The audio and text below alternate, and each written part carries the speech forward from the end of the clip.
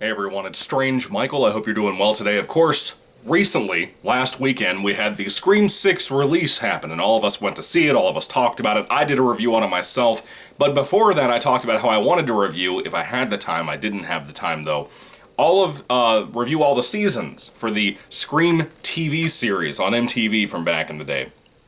Of course, the first season came out in 2015. I have reviewed it. Here is the review now for Season 2, which premiered in 2016, I believe in like May or something. So what happened with me in this show, I watched Season 1 way back in the day, most of it. I watched like 8 out of the 10 episodes. I never got to see the final 2, and eventually I got a Netflix account when I was, I think, still working at Big Lots years ago. And I watched those final 2 episodes and really loved it. And I think Season 2 had already come out by this point, and I think I watched them in like 2017, and I assumed the show was canceled because there wasn't a third season yet, but it hadn't happened yet. I didn't know about all the behind-the-scenes stuff that was taking place.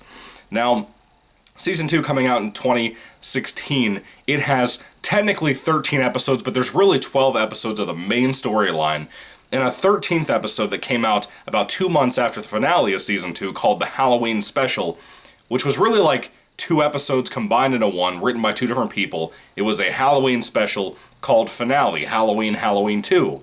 That's what it's actually called for that final episode, and it's kind of like its own standalone thing. I don't want to get too much into that, but I'm mainly focusing on the main season here, but that little Halloween special thing will also come into play with my review here.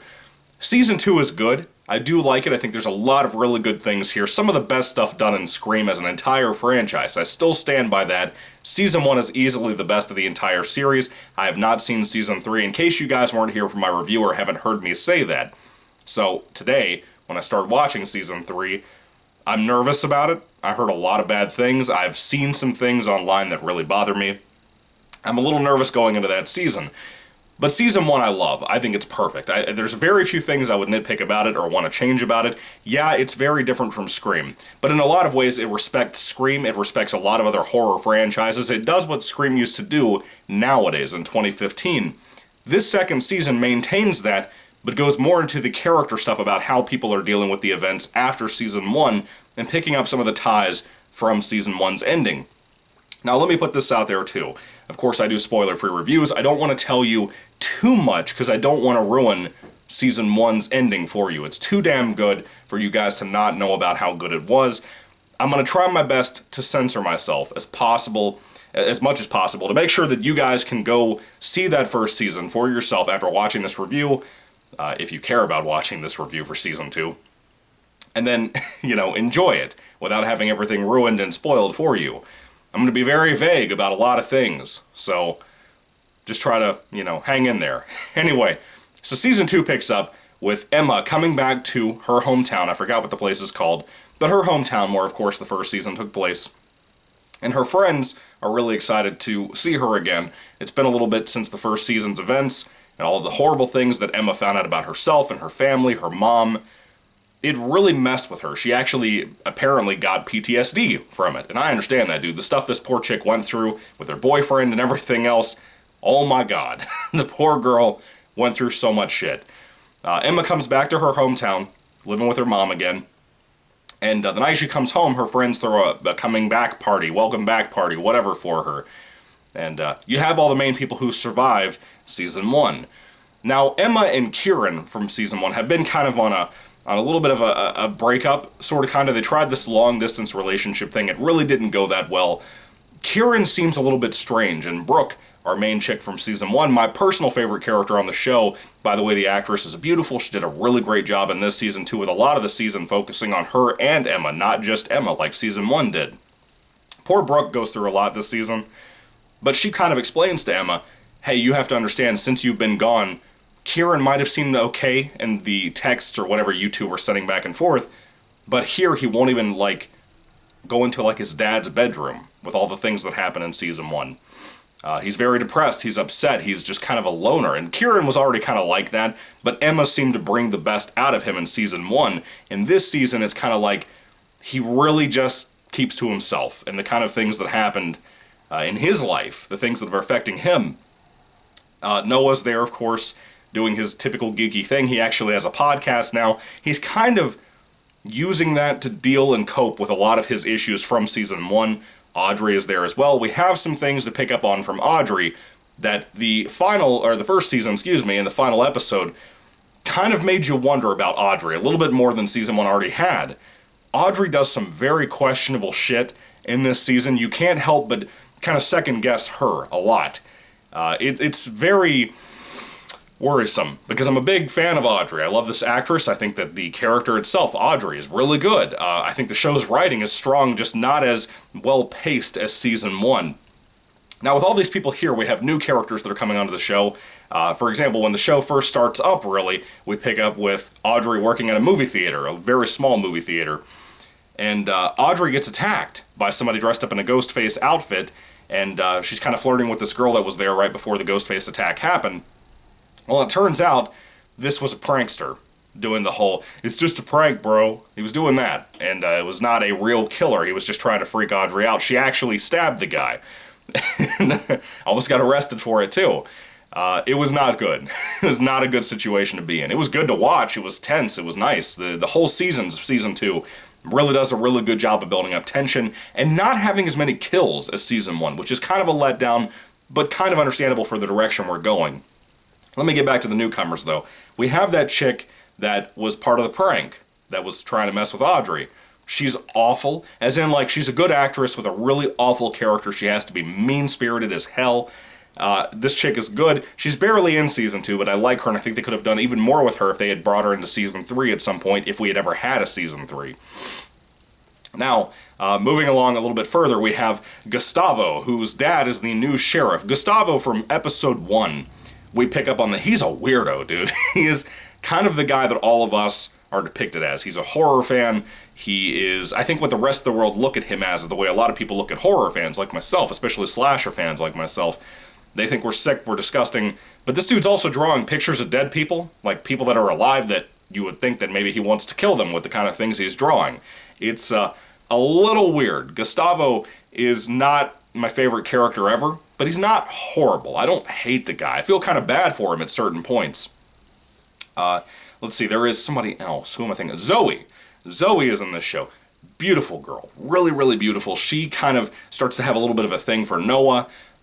She's kind of a horror geek. She's obsessed with his podcast that he does, where Noah is talking about all of these different murders that happened in season 1 and the reveals of what happened at the end of season 1. But Noah also, by the way, seems to have a theory that there was an accomplice. And a lot of us as the audience are thinking, well, you know, we have this person, this person, this person that we could think to about that. We're not really sure about it. I don't want to get into all that. I don't want to spoil anything or any of the kind of things you could find out for season 1 that might ruin certain things about it. Even though I basically told you who is here in season 2. Also, Jake is here as well.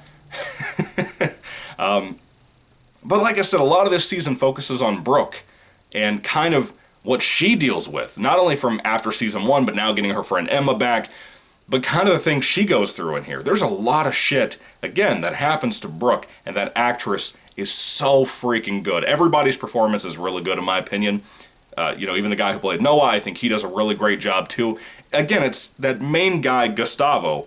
The actor's not bad, it's just the character is so uniquely mysterious in a way that's almost poorly written. And I feel bad for the guy because he's a good actor from what I could tell in this season. And I think he would do really well in future seasons. Again, we didn't get a season 3 focused on these characters. Season 3 is a complete reboot, brand new cast, brand new crew, all of that shit. So it's a shame to me because all the characters that we set up in this season that could have been really great in future seasons, it's obliterated. It's pointless now. I feel like my tone is going to change a lot more as I discuss season 3 in my upcoming review for that, God willing. Anyway, the look of the show looks just like season 1. It feels a little bit cheaper, just a slight bit. It's a little bit. It seems like the kills and the blood sometimes, not always, but sometimes, especially in the Halloween special at the very end of the season, episode 13, feel very CGI, look very CGI sometimes.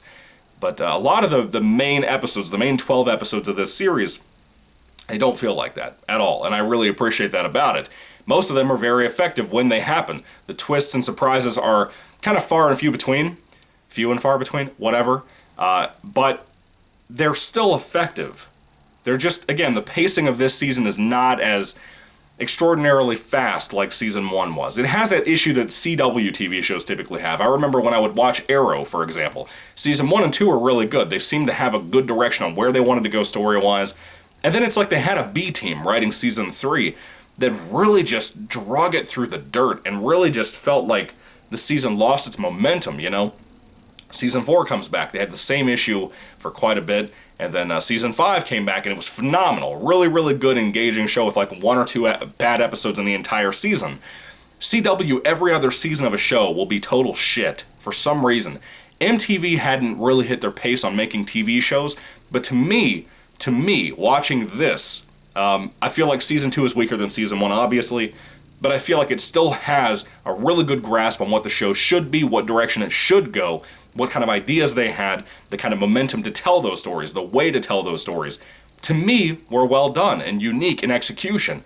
They weren't your typical MTV or teenage fodder type of stuff, even though this is about high school students. To me, they did a good job of picking up what Season 1 had done, what they had put down there. I like all of that. And of course, I still like the look of Ghostface. A lot of people trash that shit. Every time I talk about the show with people and show them Ghostface, they get butthurt and they hate it and I don't understand it. But I like it. I think it looks really good. Not as well utilized and good looking as in Season 1, but it's good here too. The mystery surrounding who Ghostface's accomplice might be from Season 1, that stuff is really cool too.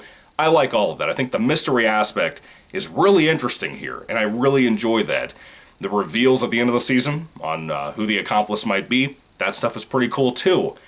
I don't want to talk too much more about that, but I think overall everything is good, the music is good, the kills are good when we have them, but they're not as good as Season 1 for sure. You will never see anything like that farm kill like we saw in Season 1 in this season. So, talking about the Halloween special at the very end of the season, this I'm so confused about. As I said, it's about an hour and a half long. It's kind of like a TV movie, but really it feels like 2 episodes combined into one. It's written by 2 people.